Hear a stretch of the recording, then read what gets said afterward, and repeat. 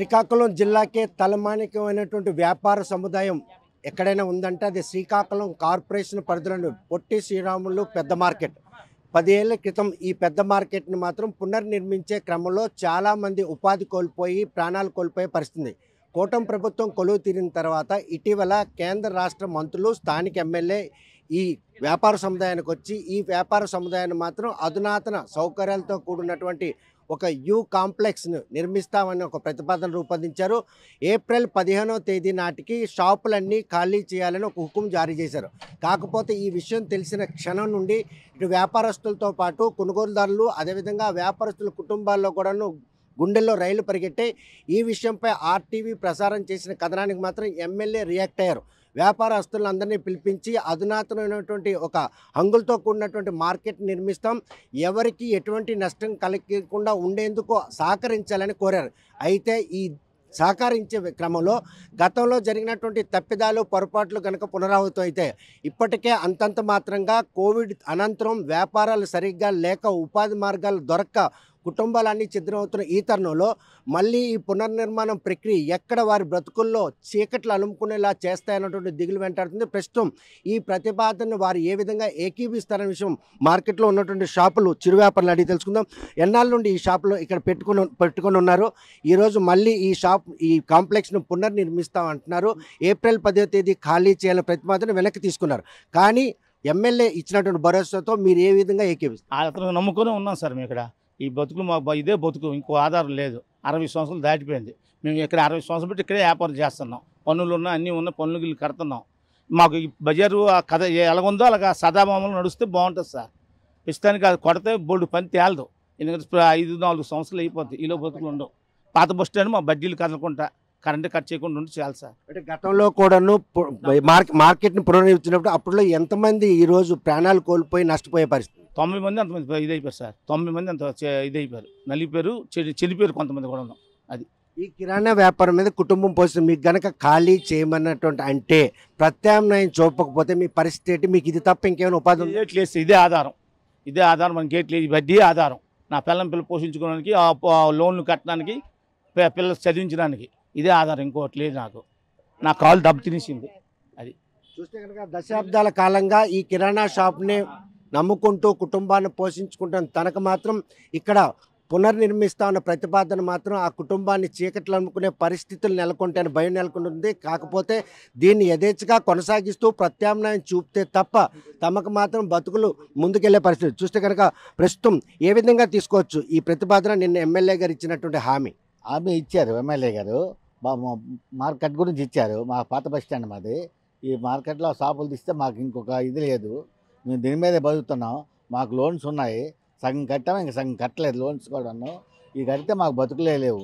ఒకవేళ మా షాపులు తీసినా మా షాపులు మాకు ఇప్పించే ఏర్పాటు చేయమంటున్నాం. అంటే గతంలో కూడా అటువంటి ప్రతిపాదనలు చేసినా కూడా మళ్ళీ వారికి షాపులు కల్పించడంలో మాత్రం అప్పుడు ఉన్నటువంటి ప్రభుత్వాలు మాత్రం మాట ఇచ్చి తప్పే చాలామంది నష్టపోయారు. ఇప్పుడు కూడా అటువంటి ప్రతిపాదనలు చేసి తర్వాత కూడా మాట తప్పితే పరిస్థితి ఏంటి?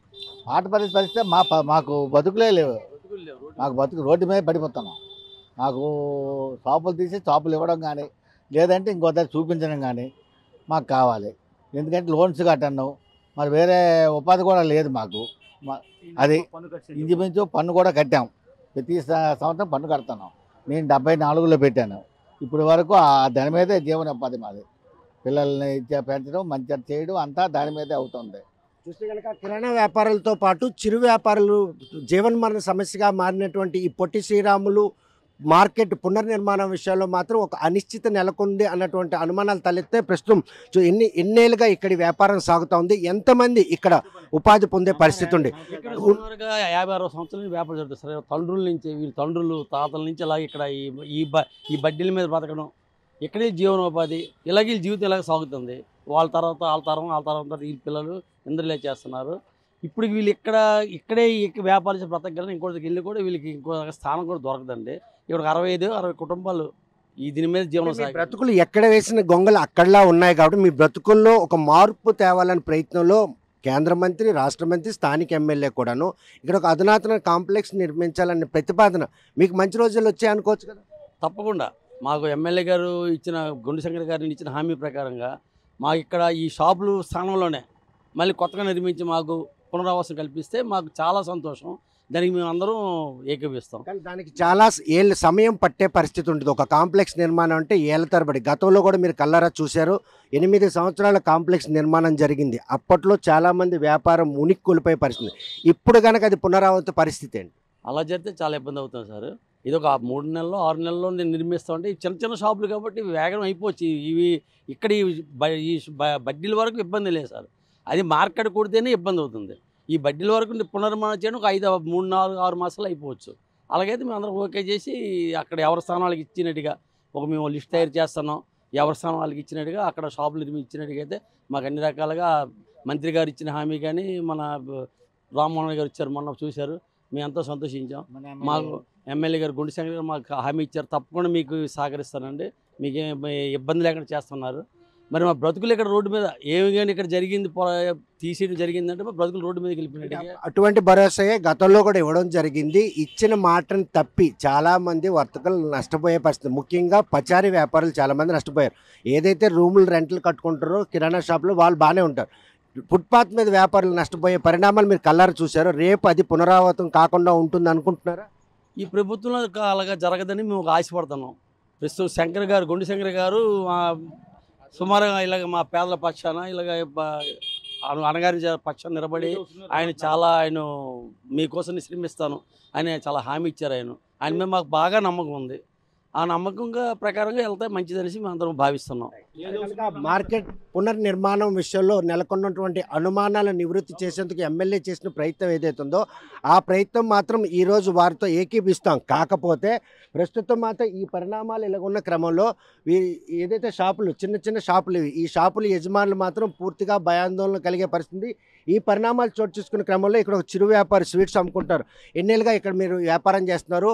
గతంలో కూడా మార్కెట్ పునర్నిర్మాణం జరిగింది. మళ్ళొక పునర్నిర్మాణం ప్రక్రియ ఈరోజు ఎటువంటి భయాందోళన నెలకొనుంది? ఎమ్మెల్యే ఇచ్చిన మాట మీద మీకు ఏమాత్రం ఏకీపిస్తారు? సార్ మేము ఇక్కడికి నేటికి 50 సంవత్సరాలు పెట్టి ఉంటున్నామండి. అంటే ఇక్కడ ఉన్నటువంటి షాపులన్నీ కూడా నిన్న మొన్న పెట్టినవి కాదు. గత 50 సంవత్సరాలుగా అంటే మా తాతల గారు, మా తాతగారి తర్వాత మా తండ్రి గారు, మా తండ్రి గారి తర్వాత మేము, అంటే 3 తరాలు పెట్టినండి ఇక్కడ షాపుల వాళ్ళు ఉంటున్నాం. 3 తరాలు పెట్టిన ఈ షాపులు ఉన్నాయి. అంటే మా తాతగారు, మా తండ్రి గారు, మేము. గత 63 రూపాయల నుంచి కూడా మున్సిపాలిటీకి పన్ను చెల్లించే రోజుల నుండి ఈ రోజు వరకు 1200 రూపాయలు పన్ను చెల్లిస్తాం.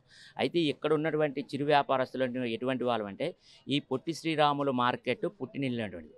ఇక్కడున్న చిరు వ్యాపారస్తులు దాదాపు 60 బడ్డీ కొట్లు ఉన్నాయండి ఈ లైన్లో. ఇందులో పాన్ షాపులు కానీ, స్వీట్ కొట్లు, చెప్పుల కొట్లు ఉన్నాయి.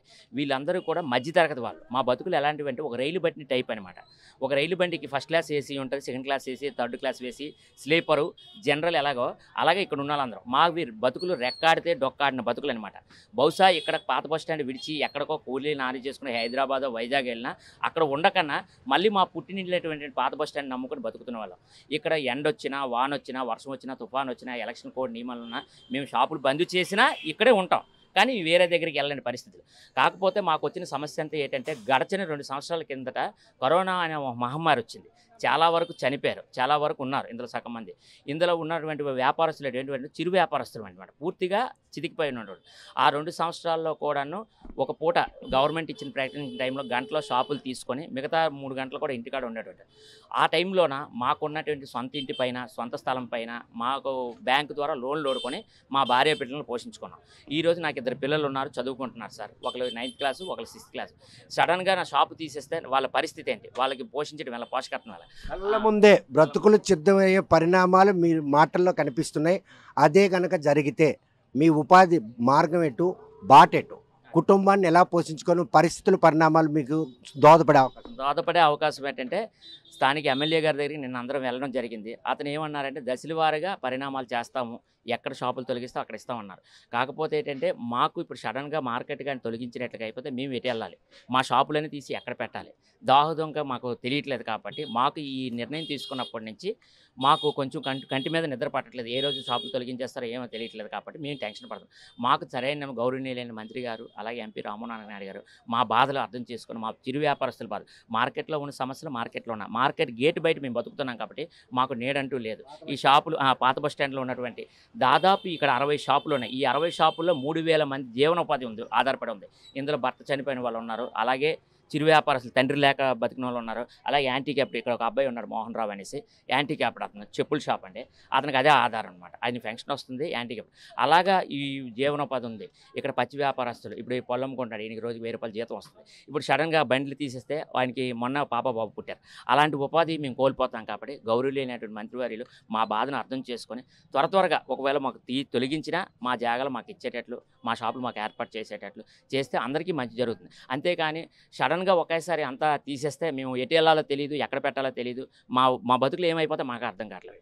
Thank you. ఏ వ్యాపారస్తులను కదిపినా కూడాను ఎక్కడ తమ బ్రతుకులు ఛిద్రం అవుతాయని మనోవ్యాధి మాత్రం సుస్పష్టంగా కనిపిస్తుంది. పుట్టినిల్లు లాంటి పొట్టి శ్రీరామూర్తి మార్కెట్తో దశాబ్ద కాలంగా అనుబంధం ఉన్నటువంటి ఈ వ్యాపారస్తుల్లో మాత్రం ప్రస్తుతం ఈ మార్కెట్ పునర్నిర్మాణం ప్రక్రియ ప్రతి ఒక్కరిని గుబులు రేగుతుంది అన్నలో ఎటువంటి అతిశక్తి లేదు. గత ప్రభుత్వాల హయాంలో జరిగిన తప్పిదం కనుక పునరావృతం అయితే ఈసారి ఎంతోమంది కుటుంబాలు రోడ్డును పడాల్సిన పరిస్థితి. కరోనా మహమ్మారి కాలంలో కూడాను ఈ బతుకులను బాగు చేసేందుకు వారు చేసిన ప్రజలు ఇప్పుడిప్పుడే సాధారణ పరిస్థితులు నెలకొన్న నేపథ్యంలో ఒక ఉలిక్కిపాటు గురి చేసే నిర్ణయం ఈ మార్కెట్ యార్డ్లో ఉన్నటువంటి ప్రతి ఒక్క వ్యాపారస్తులను భయాందోళన గురి చేస్తుంది. ఏప్రిల్ 15వ తేదీకి షాపులు ఖాళీ చేయాలని కార్పొరేషన్ అధికారులు ఏమొచ్చి వారికి ఆదేశాలు జారీ చేయడం, ఈ విషయం తెలిసిన ఎమ్మెల్యే కమిషనర్ని కట్టడి చేసిన తర్వాత వ్యాపారస్తులతో సమావేశాలు ఏర్పడి ఈ షాప్ మీద ఎన్నాళ్ళ నుండి బతుకుతున్నామో చూస్తే రోడ్డు మీద బ్రతుకుల్లాగా ఉన్నాయి. రేపటి నుండి ఈ షాపులు ఉండవు, లేకపోతే ఎల్లుండి మీకు ఇస్తామని ఎమ్మెల్యే చెప్తున్నారు. అందరూ భరోసా, ఆ భరోసాను మీరు ఏకీవిస్తారా? అంటే ఇక్కడ జరుగుతున్న సిచ్యువేషన్ ఏంటంటే సార్, ఇక్కడ మేము జరుగుతుంది రోజువారీ కూలీకి ఉంటున్నాం. మాకు వచ్చేది రోజుకి 400, 500, 600 అలాగా ఇక్కడ 20-30 సంవత్సరాల నుండి ఇక్కడే చేస్తున్నాం. ఇప్పుడు ఏంటంటే సడన్గా తీసేస్తే మా బతుకులు ఏమవుతాయి మాకు తెలియదు. అంటే 15వ తేదీ ప్రక్రియని యూటర్న్ తీసుకున్నారు, మీ బాధలు పరిగణనలు తీసుకున్నట్టుంది. కానీ అనంత కాలంలో యుద్ధ ప్రాతిపదికన పునర్నిర్మాణం చేపట్టి అందరికి కూడా న్యాయం చేస్తాం అని ఎమ్మెల్యే మాట ఇచ్చారు. ఆ మాటకి మీరందరూ ఏకీపించి ఏదైనా నిర్ణయం తీసుకుని ఉన్నారా?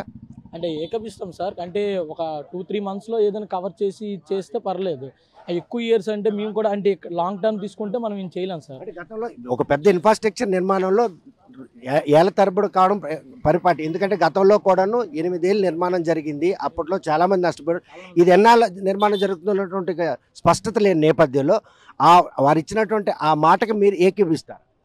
అంటే వాళ్ళు ఇచ్చే భరోసా నిన్న శంకర్ గారు కలిసినప్పుడు ఏమన్నారంటే, మీకు ఇలాగ ఇన్ఫ్రాస్ట్రక్చర్ అంటే ఏర్పాటు చేసి మీకు వేరే దగ్గర స్థానం ఇస్తాం అన్నారు. కాకపోతే ఇది మేమేమన్నామంటే త్వరగా వర్క్ కంప్లీట్ అయితే, ఓన్లీ బడ్డీల వర్క్ త్వరగా కంప్లీట్ అయితే బడ్డీలు మా స్థానంలో మాకు ఇస్తే మేము వ్యాపారం చేసుకోగలం సార్ అని చెప్పాం. ఒక 6 months 7 months అంటే మేము చేయగలం సార్. అంటే ఎక్కువ రోజులు అయితే మేము బతకాలి, మాకు లోన్స్ ఉంటాయి, తర్వాత మేము బయట మేము ఫ్యామిలీని చూసుకోవాలి, అన్నీ ఉంటాయి కదా సార్. అందుకు మేము కొంచెం చాలా ఇప్పుడు ఇంచుమించు 10 రోజుల నుండి కళ్ళు నిద్ర రావట్లేదు సార్. చూస్తే కనుక పొట్టి శ్రీరామూర్తి మార్కెట్ని పునర్నిర్మిస్తా ఉన్నటువంటి ప్రతిపాదనతో ప్రతి చిరు వ్యాపారితో పాటు పెద్ద పెద్ద వ్యాపారస్తులు కూడా భయాందోళనకు గురవుతున్నారు. ప్రస్తుతం మాత్రం ఈ ప్రతిపాదన విషయంలో యూటర్న్ తీసుకున్నటువంటి పాలకులు మాత్రం మెరుగైనటువంటి అధునాతన సౌకర్యాలతో కూడుకున్నటువంటి పొట్టి శ్రీరాములు మార్కెట్ నిర్మించేందుకు వారు చేసిన ప్రయత్నంలో వారు ఇచ్చిన మాట ఎంతవరకు నిలబెట్టుకుంటారు? గత ప్రభుత్వ హయాంలో కూడా పునర్నిర్మాణం ప్రక్రియలో అలసత్వం, అదేవిధంగా వారికి అనుకున్నటువంటి షాపులు కేటాయించడం, ఇవన్నీ కూడాను చాలామంది కుటుంబాలు ఈరోజు అంటే పెద్ద దిక్కును కోల్పోయే పరిస్థితి. అటువంటి ఘటనలన్నింటినీ కూడాను పరిగణనలు తీసుకొని ఏదైతే పునర్నిర్మాణ ప్రక్రియలో ప్రతి ఒక్కరిని కూడా భాగస్వామ్యం చేసి ప్రతి ఒక్క వ్యాపారస్తులకు కూడా న్యాయం జరిగే విధంగా కనుక వారు కానీ ముందడిగేస్తే వీరందరూ ఏకీవిస్తారు. లేదనుకుంటే ఇటు చిరు వ్యాపారులు, అదేవిధంగా అటు కూరగాయల మార్కెట్ కావచ్చు, పళ్ళు వ్యాపారం, వీరందరూ కూడాను బ్యాంకుల్లో రుణాలు వాడుకొని వ్యాపారాలు చేస్తారు. రెక్కాడితే కానీ డొక్కాడిని బతుకుల్లో మాత్రం ఈ పునర్నిర్మాణం ప్రక్రియ ఒక గుండెల్లో రైలు పరిగెట్టే పరిణామంలాగా ఉంది. పాలకులు ఈ విషయంలో ఎటువంటి ఆచితూచి అడిగేస్తారా? వీరికి ఒక భరోసా ఇచ్చి ఈ పొట్టి శ్రీరాములు పెద్ద మార్కెట్ను పునర్నిర్మించే విషయంలో ఎటువంటి భరోసా ఇచ్చి ఈ మార్కెట్ని పునర్నిర్మిస్తారనే విషయం వేచి చూడాల్సిందే. పొట్టి శ్రీరామూర్తి పెద్ద మార్కెట్ నుండి వీడియో జర్నలిస్ట్ రామకృష్ణతో సత్యం, RTV శ్రీకాకుళం. మరిన్ని వీడియోస్ కోసం ఛానల్ ని సబ్స్క్రైబ్ చేయండి. లేటెస్ట్ అప్డేట్స్ కోసం వాట్సాప్ ఛానల్ ని ఫాలో అవ్వండి. ఆ లింక్ డిస్క్రిప్షన్ లో ఉంది.